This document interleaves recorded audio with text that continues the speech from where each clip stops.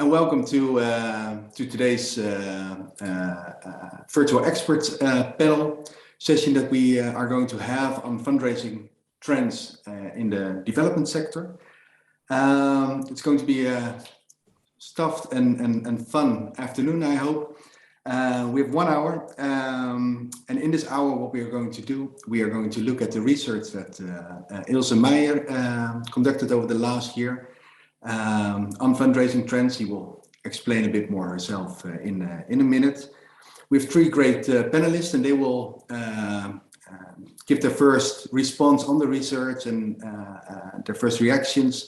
And we have a Q&A afterwards with the 3 panelists to get their feelings and their responses to the research.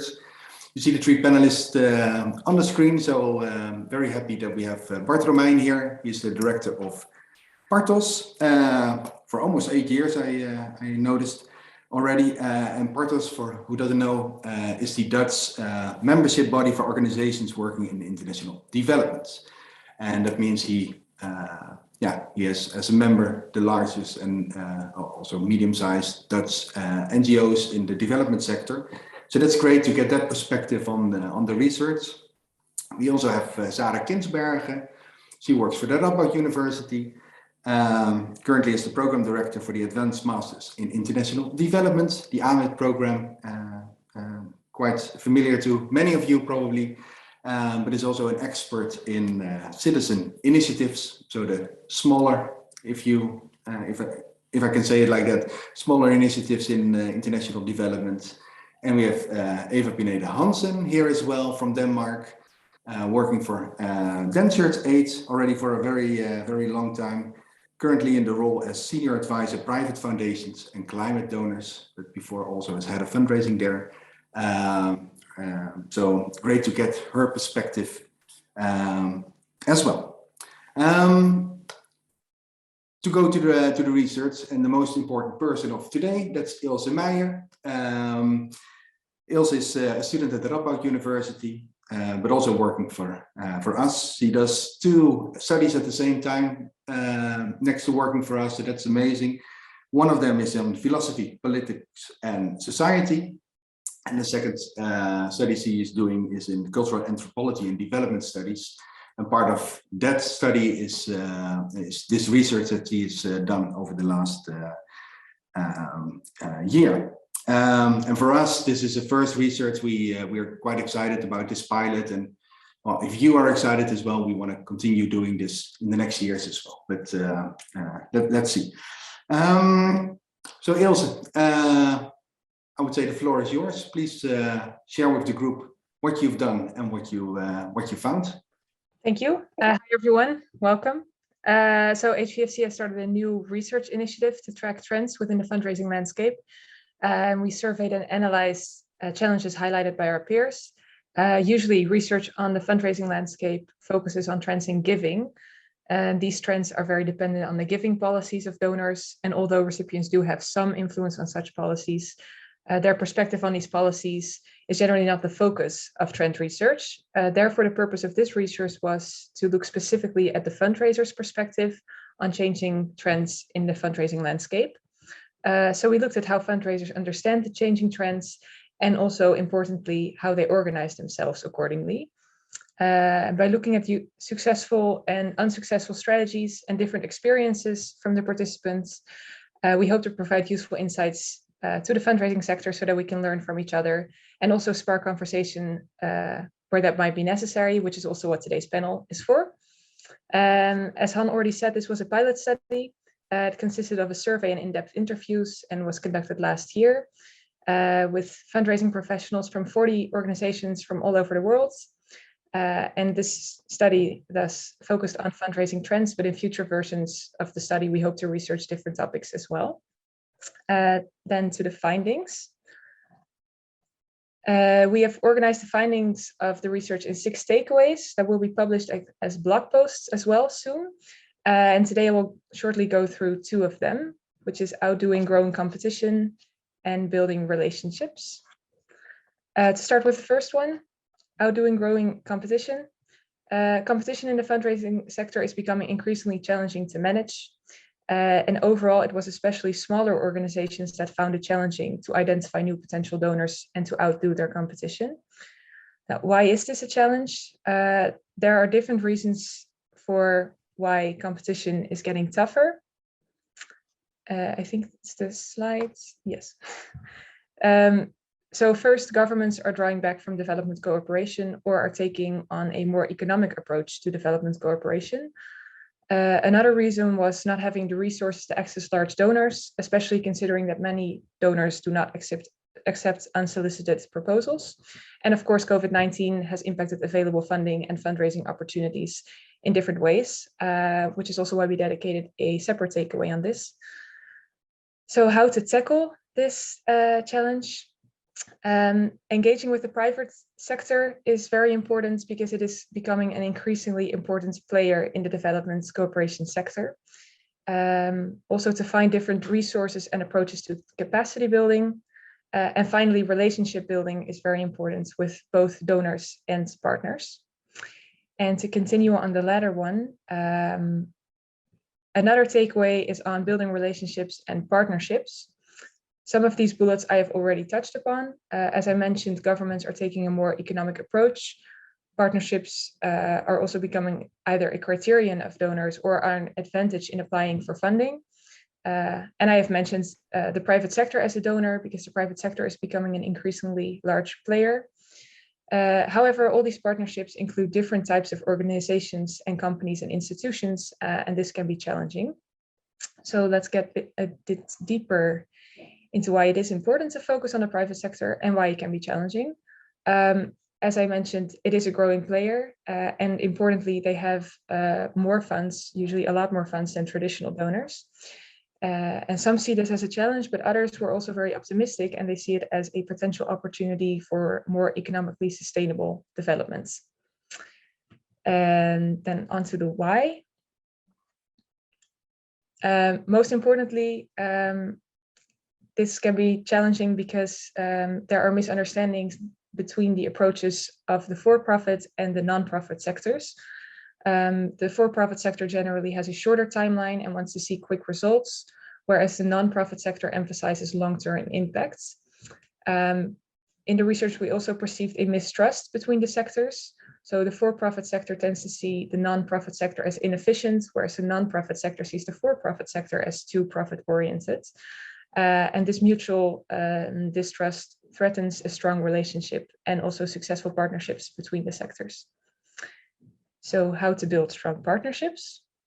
Interviewees emphasized the importance of finding shared values as a basis for a good relationship and collaboration. Moreover, there should be a focus on long-term impacts, but also measurable impacts.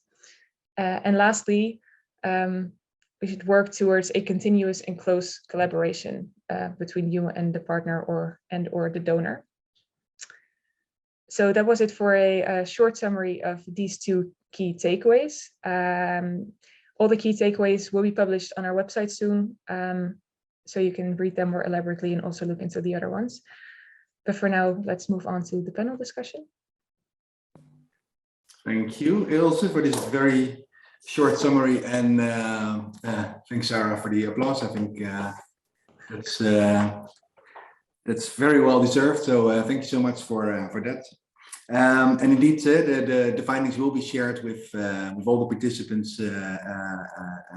Everyone that joins this session, we will publish it online as well, so you can just read it. There's a lot more to say and to read about it. And your conclusions we are, of course, shared already with the panelists, so they can also respond to what you did not share yet. And before we go into that, if there are any questions or ideas or trends that you see as a participant, feel free to leave them in the chat. We read it and we try to integrate it as well in the panel discussion. So if you have any observations or any questions or any feedback, just type it there, and we try to incorporate that today. So just very curious to get a first response to from the panelists on the blog post and on the research that Ilse did. So Bart, if you could give a first reaction of about a minute, 90 seconds. of what you read and heard, what would that be? Yeah, thank you, and welcome to everybody. Thank you, Ilse, for your fast and concise presentation. Three notes. First, I'd like to underscore the importance of relation management. Not just for the reasons that Ilse mentioned, but also for issues of co-creation, for joint learning, for trust building, and more important that many donors have a short time span of intention, so long-term, well-invested long-term relationships also are very conducive for the work where we stand for social change and transformation that needs a long-term breadth. And I think therefore the relationship management is a key issue of your work. The other one, the second one is on, I'd like to summarize it as innovation. So don't focus too narrowly on fundraising. The English version I'd like much more is called resource mobilization. Also, in particularly when you focus on the private sector. Private sector is, I find two groups. The private sector through foundations. I don't think there is an increase of money with the private sector, but yes, there is an increase with the foundations. But the private sector, I think it's a decreasing amount of money they have available. What they do have available is their capacities and their networks and the connections and the primary process. So in terms of resource mobilization, don't only look for money, but look for opportunities to join forces in terms of complementary capacities. And well, to summarize the innovation angle, I just share with you on the chat and link to a publication that also Hans Velk has been engaged with on innovative finance instrument for development. The last one, and that's where I stop, is on sense making. Of course, you work on to achieve impact on your goals on based off the values. Excuse me, I got to switch off my phone.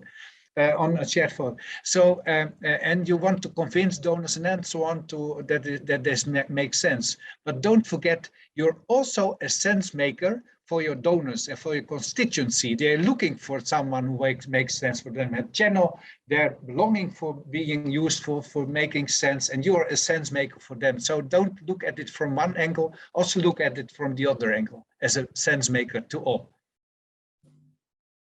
Great, Bart. Yeah, thank you so much. And I like the comments on impact and also how you should see the funder not only as from a fundraising perspective, but also in a partner in achieving your goals. And in an ideal world, and maybe we're not far from the ideal world, that's indeed what you need to achieve both goals. So thanks for those reflections, Bart. Sara, if you would respond for 90 seconds on this, what would that be? Yeah, many thanks, Han, for the invitation and for the opportunity to respond. I largely agree with part of the things that Bart has been sharing, the importance of this constituency building. I think it's also really important to think of fundraising in a way broader perspective. But we had the opportunity to get a bit of a sneak preview into the report. I saw Stephen is already eagerly waiting for the report. We had the opportunity to look into it and also building on the report, but also on what Ilse has been sharing with us. I feel there's a lot of pressure on development organizations, pressure resulting from increased competition, increased accountability measures. So I'm thinking like it must be a very challenging job these days to be fundraisers. And then I feel like when you look at recommendations that are being made in the broader field, it is a lot about how to play the donor game, how to mitigate risk, how to build the confidence of donors, how to prove that you are a confident player to work with. But sometimes I also feel like I would like to suggest, and I also bring this question to the table, could we maybe try to change the rules of that game? Yeah, and could we maybe restart or start a discussion on how we would like to interact with one another? So to also avoid a little bit like, how can I please the donor? To how can we together join forces in such a way that we use all our energies in such a way that it is all oriented at the impact we are aiming for. And I think that is really, I think it is very difficult, but for me the question is, how can we bring back more soul to the field of international development cooperation, to put the DNA of organizations back to the fore, and avoid that we further kind of run into the risk of losing the DNA of development organizations, which I think is a serious risk that is partly the consequence of this increased competition, either felt as such or through increased competition. So that's the thing I would like to bring to the table. Could we bring back more soul to the field of international development, all oriented at increasing the impact we are aiming for? Great, yeah, thank you. And a good question. I wrote it down, so we will definitely get back to your question. So I'm also curious how you would answer it yourself. But Eva, what is your first response if you hear this and read the study of Ilse? Yes, thank you, Han, and hello, everybody. Well, thank you very much, Ilse, for this first findings. And I'm sitting myself, as you mentioned, in a large NGO that is really dependent on development cooperation aid for all our program work. So I, first of all, can confirm myself from my own experience the trends that you are mentioning here, both regarding increased competition, especially the last maybe 10 years, really a lot, and then also confirm the fact of the growing importance of partnerships. And maybe I would like to say something a bit complementary to this these trends, which is one of them, the fact that donors themselves are also under a lot of pressure, which is also increasing in the last 10 years. We've seen a shift, you could say, in both the administrative pressure, so having less resources to allocate both for the dialogue, but especially for the management of funds. So moving towards really large contracts, which is one of the also pressing issues regarding competition. And on the other hand, also the political aspects. And good examples of this is for example, the European Commission. And you mentioned you mentioned briefly in one of the trends this fact that even for smaller organizations, it's actually difficult to get access to the information when donors are not accepted unsolicited applications. And I see this about getting relevant information as to priorities, how to engage, is becoming more and more difficult as mechanisms become a bit more political in a way. And then the second thing I wanted to mention is that is also linked to this is, and maybe as a consequence of this competition also, is this trend for organizations to become bigger and bigger, either merge or become federations, but kind of like following the private market logic, and really like becoming these monsters. And for a donor, it's very easy to say we allocate all our funds to this huge organization that can implement in 40 countries at once. And where does that leave the middle-sized and smaller organizations?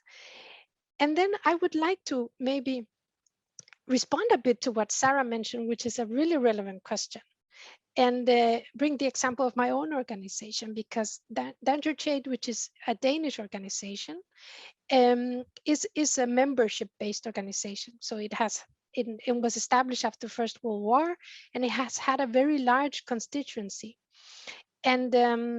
And we have also seen the trend, especially in the last maybe 20, 25 years, that we have really difficulties in keeping that constituency.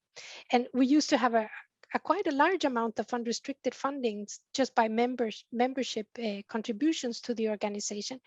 And that is really becoming very, very difficult, especially the young population. They have so many options out there, crowdfunding, you name it, and they kind of shop around. What is the agenda they would like to support now and then, and don't really identify with necessarily one organization for much of their lifetime. So it also presents a challenge to organizations that are constituency based, how to maintain that constituency, especially among the young generation. Yeah, thanks for that perspective, and that connects very well with one of the findings that Ilse had as well on the difficulty for organizations to find, in jargon, unearmarked funding. So funding to fund your organization, to pay the rent, to pay the salary of your director, to pay the fundraisers, the overhead that you need often comes from these sources of funding. And how's your organization dealing with this dynamics, Eva?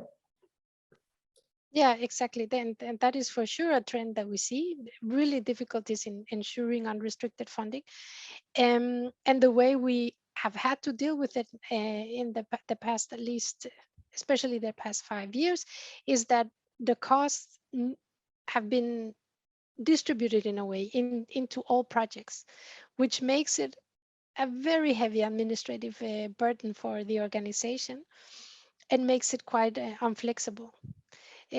So introducing what we call a cost allocation model. And it has required really a lot of changes within the organization. And in the case of DanChurchAid, we have had you could say, the luck that our Ministry of Foreign Affairs has been willing to fund some of that change process.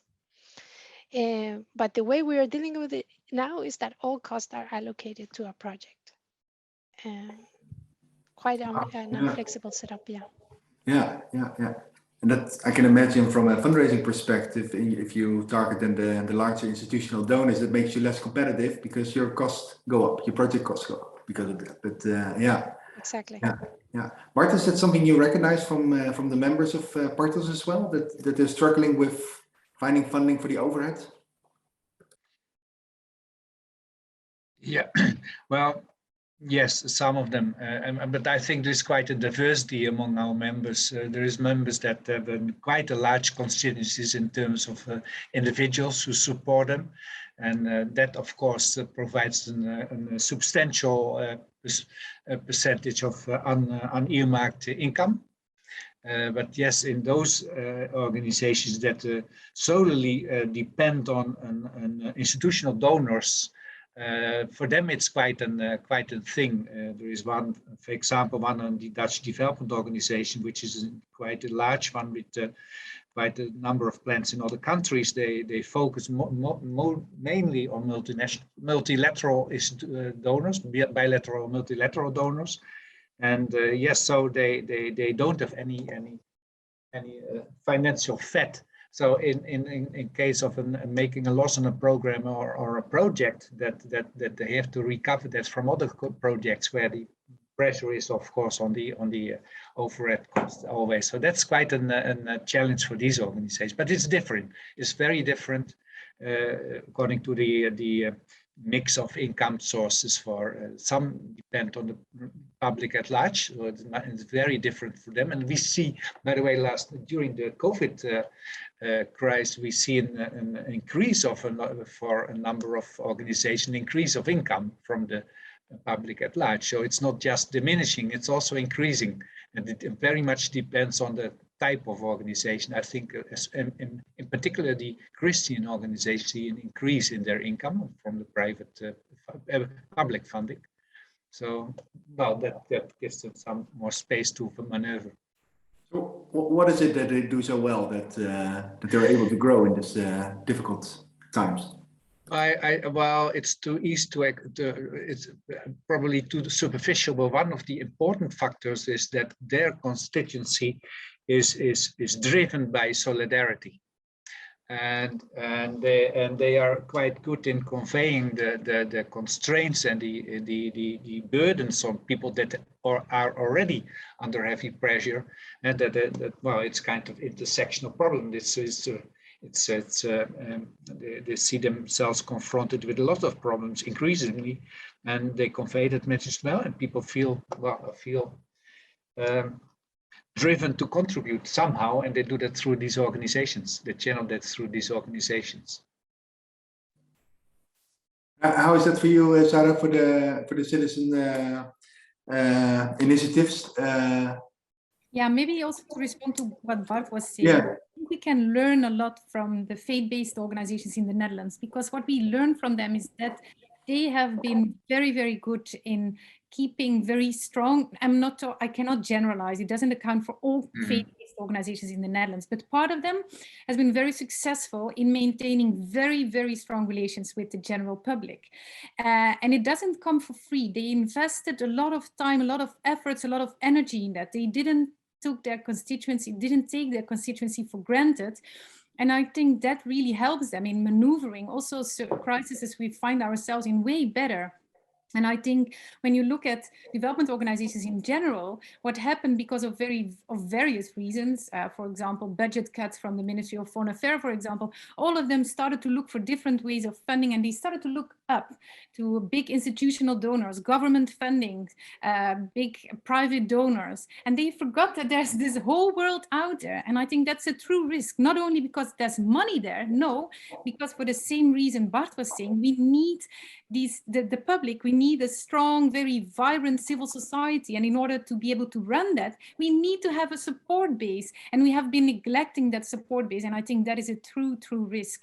And then when looking at how citizen initiatives deal with that, most of them strongly rely on private donors. And you see for them, it really, I don't say that this is all unearmarked funding, but to a certain extent it is. And that makes them really flexible. But there, the same concern is going on, that we see many of these citizen initiatives are increasingly approaching private foundations, for example. And also there we feel that they are kind of losing or risking to lose ground with the general audience. And I feel it's a true, it's a concern, a common concern of all of us working in this field of international development, because we need support base to legitimize the work that we are doing as a group, not as an individual organization only, but as a group. And therefore, I think reconstructing or restoring our relations with the general public and kind of restoring the development with a human face should be our biggest priority to get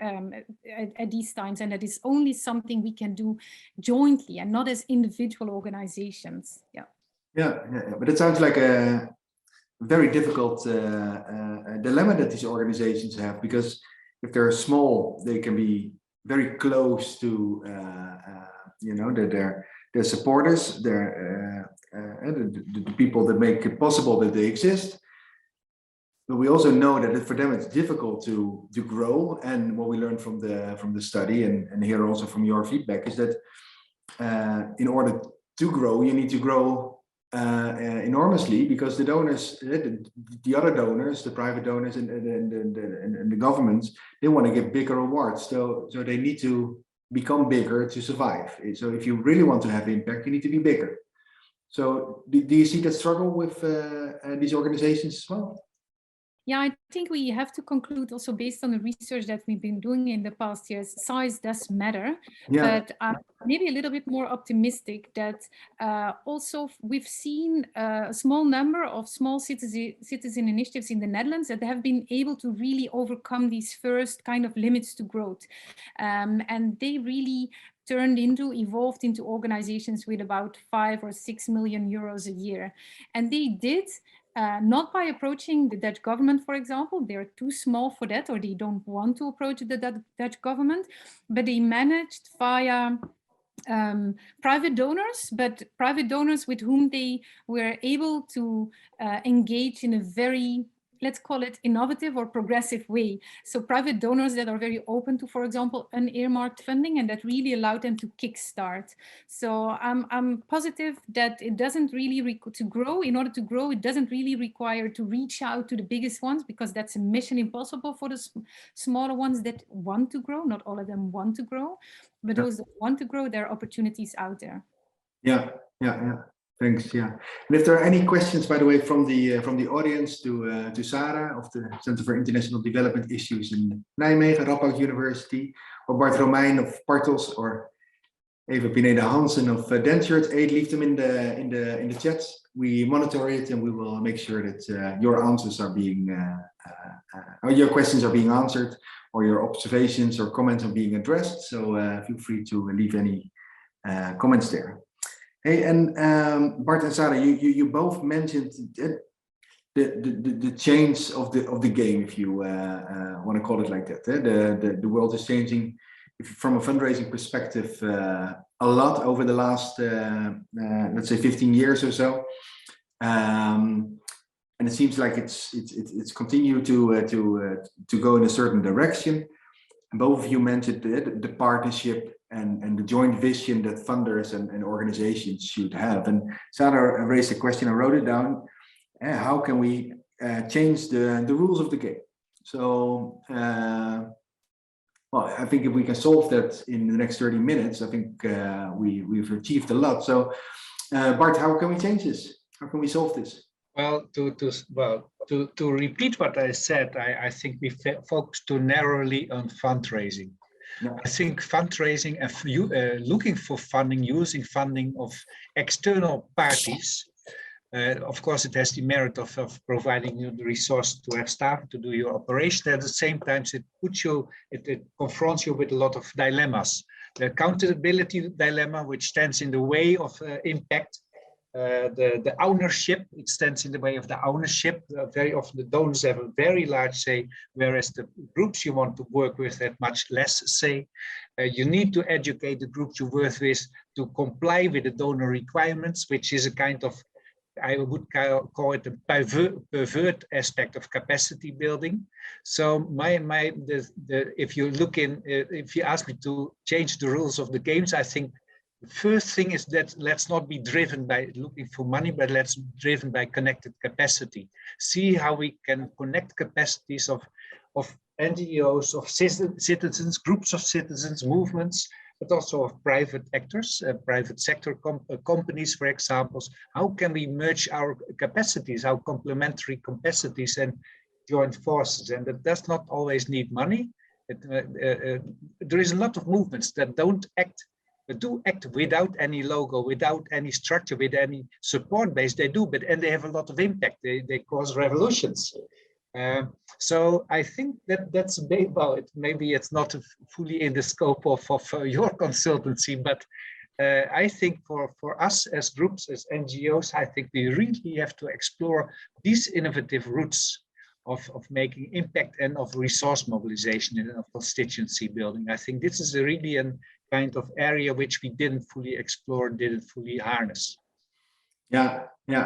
Well, I need to respond to your comment on our consultancy, but also we changed from being only fundraising focused to impact focused first. And in our slogan, we even have impact before fundraising. And because I'm completely with you on this one, fundraising is not the goal. It might be a tool to achieve your goal, but maybe to add one and I don't know exactly the audience which is with us at the very moment, but I'll describe the situation in the Netherlands. I always am very critical to NGOs which call themselves goede doelen, good goals. They see themselves as the good goals, and I think they're not more and not less than instruments to achieve good goals. And I think that again, that is a kind of it's a kind of fundraising starting point. We are the good goals, you can trust us, and if you give us your money, it's in good hands. I think that's a change of mindset that we need. Yeah. Thanks, Bart. Yeah, and Eva from Denmark, from that perspective, what can we do to change the rules of the game? Are the rules the same in Denmark? Yeah, you could say they are, and I think that this is one of the things for at least middle-sized organizations like DanChurchAid, especially when engaging with institutional donors, that they all have more or less the same approach. I think private foundations are different, and of course private donors very much, but dealing with government funding, they more or less have the same approach. And I think one of the issues here is also, like you mentioned, Bart, about the focus on fundraising, that is completely true. And hopefully there's space enough in civil society, both in Denmark, in the Netherlands, and especially there where we are working in the developing South, for different types of organizations, or organizations like the one I work for, which maybe is technical heavy, if you want, like that, but also organizations that are more movement driven, and hopefully we can find each other in a very complementary role out there. I think one important thing about the overall agenda being set by donors is this is working on showing them that they say one thing and do something else through our advocacy work. Like they say, for example, they want more accountability, but what happens with their own accountability? How much information is accessible out there about their programming, their priority, even their own impact, and how they see a partnership? They also say they want to more localization, for example. That's one of the you could say trendy words of the day.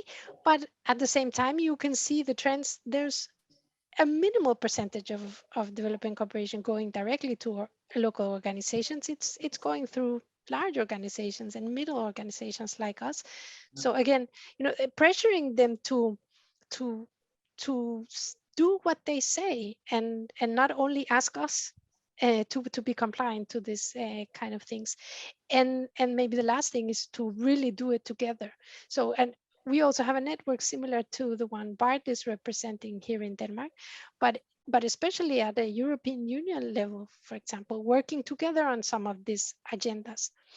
And maybe the last one regarding unrestricted funding and this issue, I find that one is a funny one, because somehow when you're dealing with the civil society sector, it seems like everyone expects that we can comply, and compliance requirements are for sure increasing more and more, but it shouldn't cost anything to be able to be compliant, or to, for example, maintain a constituency, communicate to the public and share with the public what we do. And you mentioned here this about the trend of working more and more, or pushing more and more for public-private partnerships. And this is one of the first things that we meet when discussing with a company, for example, on going into partnership, is that while no one questions the fact that they have a board that needs to be paid, a secretariat, or productive entities that need to be paid, we struggle with having paid HR support and ICT support and technical support that is based at a headquarter. So there's these discrepancies that we also in that dialogue with donors need to show and document, and ask them to walk the talk. Yeah, thanks. Yeah, and Sarah, to continue on that, and add something you mentioned earlier is the importance of bring back soul you mentioned. So how are we going to bring back soul then into all of this? It's a very good question. And of course, I've been thinking a lot about it. And for that, I think, but some people will get really annoyed when I start talking about it, but I think we really have to look at Belgium. And some people, those who don't know me, I'm Belgian myself, but I live in the Netherlands for many, many years, but I do quite some research in Belgium at the moment. I've been following the country, not as a person, of course, but also as a professional. And what we can learn from Belgium is that, and then especially it's a rather complicated country, of course, but let's zoom in on Flanders, the northern part of Belgium. What they managed to do there is to have a very strong structure. That is, they have, we have 11-11-11. How do you call them in English? It's it's somehow similar to Partos, but Bart, what is the best name to describe? Well, I think they're more action geared at action, and they're more based on local groups. Whereas it's a platform of Flemish development organizations. But what is really interesting is that they have a very strong volunteer structure that is going from up to Brussels down to every little village. So when there's a community, a small community in Belgium that needs to formulate, needs to decide, will we have a vision and a policy on global development, as they call it, then there are these volunteers represented in the municipality that are shouting out loud, like, yes, we need to embrace the SDGs, we need to do this and that. I don't represent Belgium as the country of honey and whatever, but we can definitely learn from them how they manage to have international development cooperation, sustainable development, however you want to call it, into the haarvaten, I don't know how you say that in English, but into the haarvaten of society. And I think that is really, really important, and they pick the fruits of that. So your question was, how can we bring back soul? For me, when I talk about it, my heartbeat rises, because for me, that is representing soul. That is really representing that that you have this, that it is being perceived as an important topic by a broad and very diverse part of your population. And that is something I think we really kind of wasted, if I can use that word, in the Netherlands in the past 10 years. Yeah. Yeah, if I may add, I'm not sure. Yeah, I fully agree with Sara is saying and referring to bringing. So in fact, that's what makes people feel attracted of participating in an organization. I think there are quite a number of similar organizations, not so much as a broad platform, but the same is with the Friends of the Earth in the Netherlands. They are based on local communities, and in the court case against Shell, they mobilized thousands of people to join them in the court case. This is a similar. So indeed, so I think the professionalization of organization to comply with governmental requirements, in fact, stands in the way of relating to the people where you work with and for, and also to your constituency. I think that's well, we have to deal. We have to balance that. But some groups do focus very much on the one angle. That's the institutional donor side. The others are much better in mobilizing and harnessing people's capacities and co-creativity. And some of the organizations do both. And it's an area to learn from the diversity which exists. And I like the example of 11-11-11. Yeah. Great. Yeah. Hey, I see that there are also some great. Oh, sorry. Yeah, go ahead. Yeah. Yeah, I just wanted to add, because maybe I don't sound like that currently, but I'm a very positive person. And when you look at the Netherlands, there's so much going on. We have a very, very rich and diverse and very broad civil society, ranging from very small individuals to large scale development organizations. We have a government with a progressive policy. So I think what is very important there is to join forces. And I know we talk about this every day, we need to cooperate more. And then in the end, for very obvious and understandable reason, it doesn't happen, because also cooperation takes time, it takes money. But I really feel we don't have a choice, and we really have to do that, join forces and go out to the public again, tell the story, a very positive, progressive story on international development cooperation, and kind of bring back the audience to kind of, together restore the constituency that we need in order to realize the objectives that we have set ourselves, and just bring them together under the SDGs, for example. So yeah, it is out there. We only have to grab it and bring it together and use it to our best. Thanks. And I want to look at some of the questions that are asked by the audience.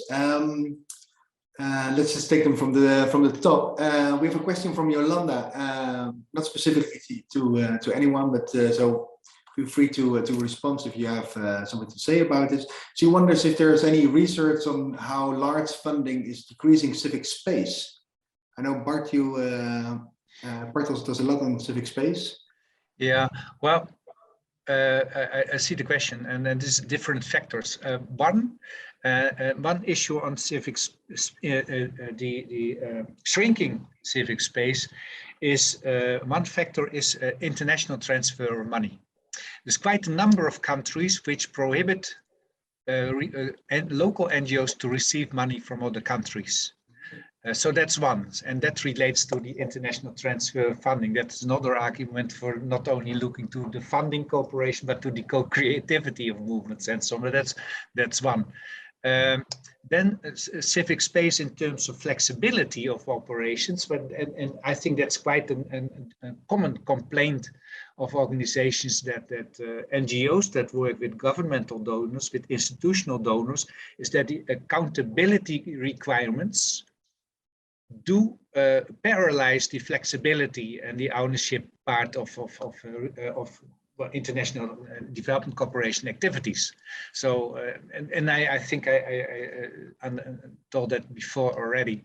If you have to really focus on the accountability, to comply with the accountability measures, you have to subcontract local partners instead of building equal and equity partnerships with them. So I also consider this as a kind of shrinking, an aspect of shrinking civic space, and that fully relates to the funding stream.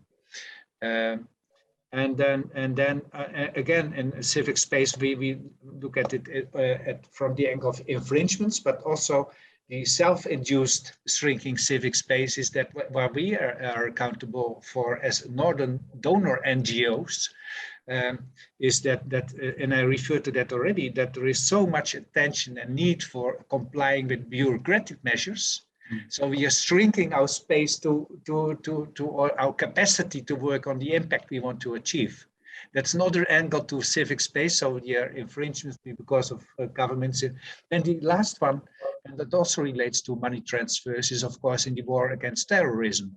I assume that in all European countries, and certainly also in Denmark and in the Netherlands, we know that the de-risking activities by banks in the Netherlands only, the banks have taken on 10,000 staff to deal with the compliance issues with to prevent organizations to transfer money to terrorist organizations and so on. 10,000 people. And if you see what kind of burden there is on NGOs here in the Netherlands, how you have to, what you have to do of additional measures to register at the Chamber of Commerce, if you want to open a new bank account, or that's an increasingly burden, and in fact also quite a good example of decreasing of shrinking civic space.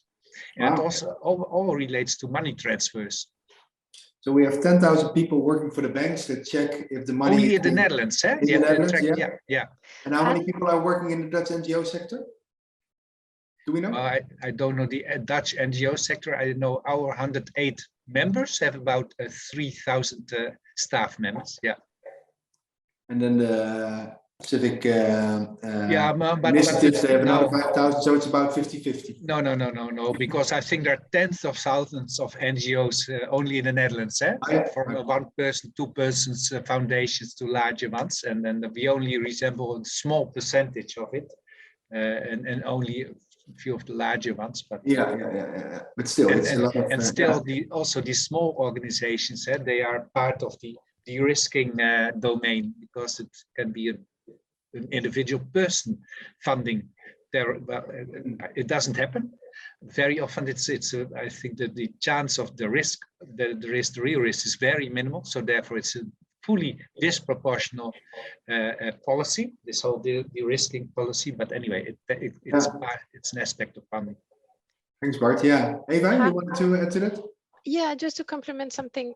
I thought about a very concrete example out of what Bart was mentioning, is the case of Myanmar or Burma, what you want to call it. Because, for example, my organization has been working, we are a faith-based organization also, so we've been working in Burma for the past 35 years with different faith-based organizations there.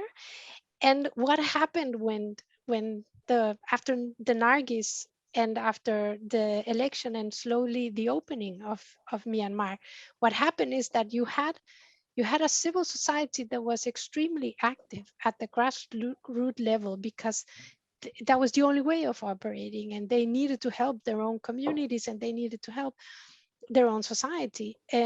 Across religious divides, you had this layer of civil society and grassroots organizations. Once the country began to open up, and a lot of NGOs, especially because it was after a very large humanitarian crisis, you could say, a lot of NGOs like my own, but also the UN, got established in Myanmar.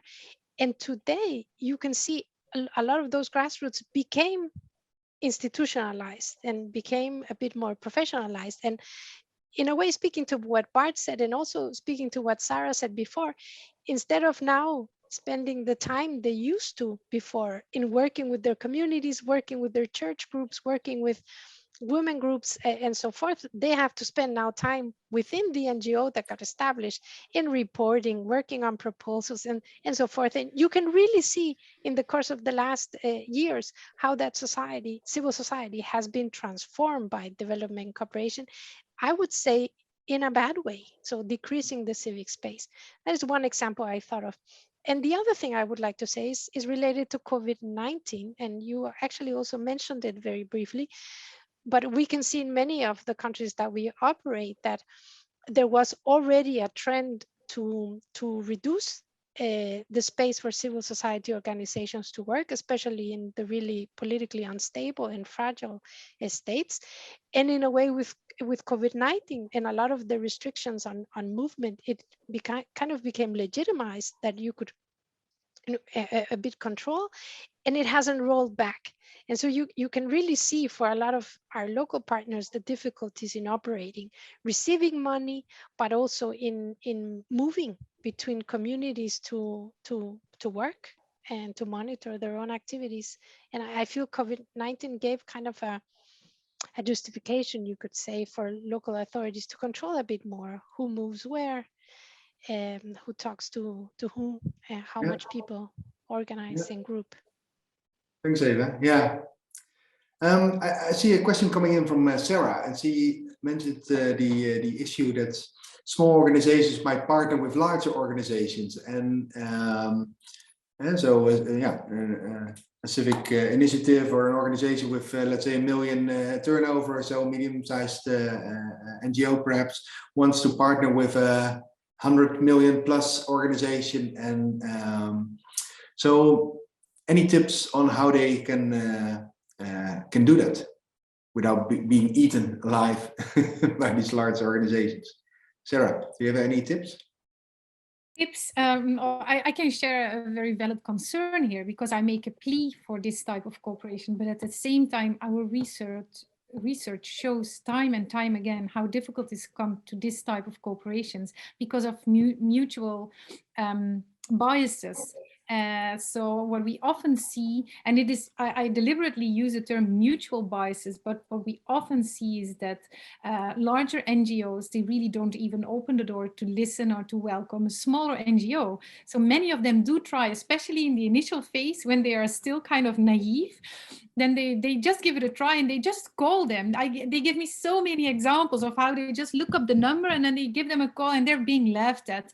And I don't say that I don't understand the response of larger NGOs, but that's when you are being treated like that, okay, can you imagine what happens in their head? Can you imagine how they start thinking about larger NGOs?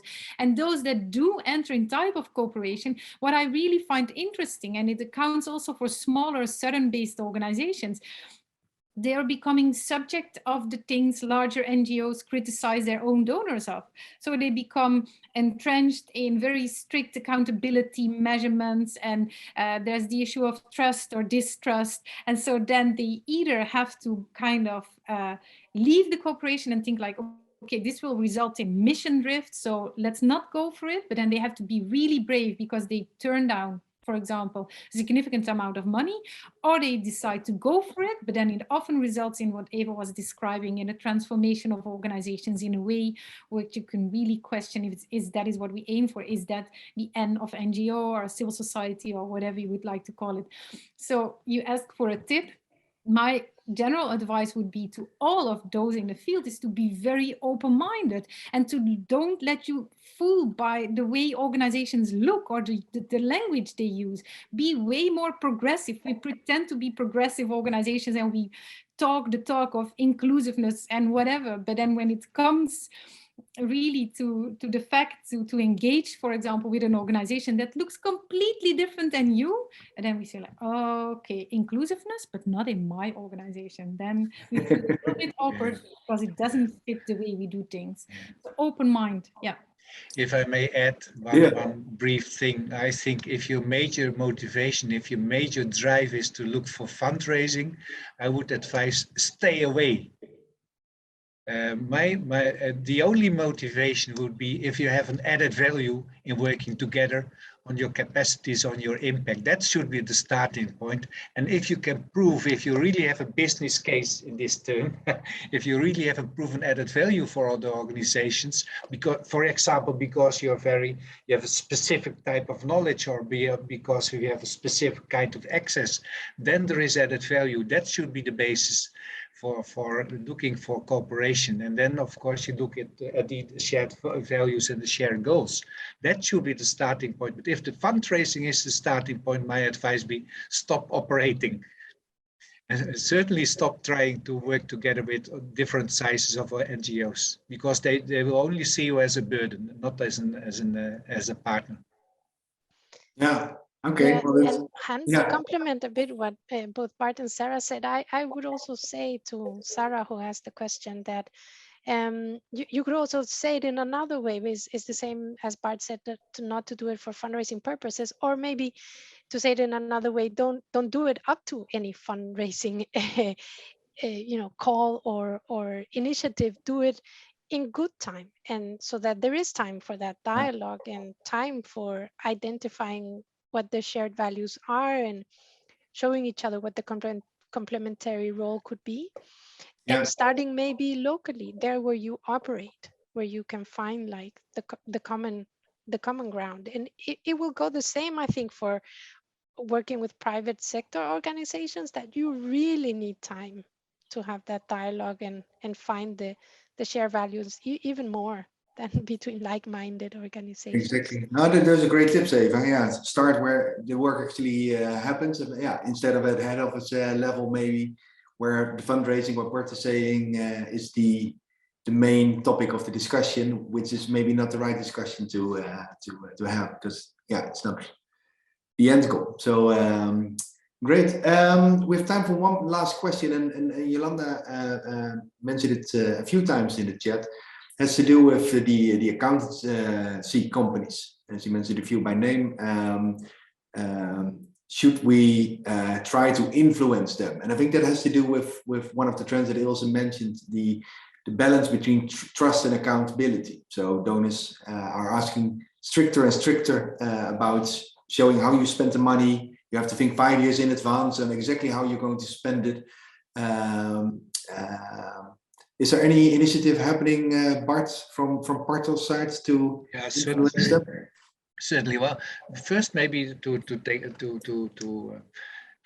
comment positively on our government. They have a funding framework for strengthening civil society, which provides for quite some space and don't ask for a 5-year lock frame where you have to say what you're going to do in the 5th year. So I think that's quite flexible. It's quite a kind of strategic partnership in that respect. But still, they also are under the frame of accountability. And if you look at the financial budget model and the financial reporting requirements, that's in fact conflicting with the policy objectives. So yes, we are working on it. We have continuously contact with the ministry. But then there is, ministries are not one entity. For example, this Ministry of Foreign Affairs has a department for CSI, for NGOs, CSOs, and they, of course, they have these policies on strengthening civil society. But you have also a financial department, which is under the auspices of the Ministry of Finance, and they have to report to the Ministry of Finance. That's where all this reporting and accountability requirements come from. And again, I said, and I want to just briefly repeat it. It's disproportional.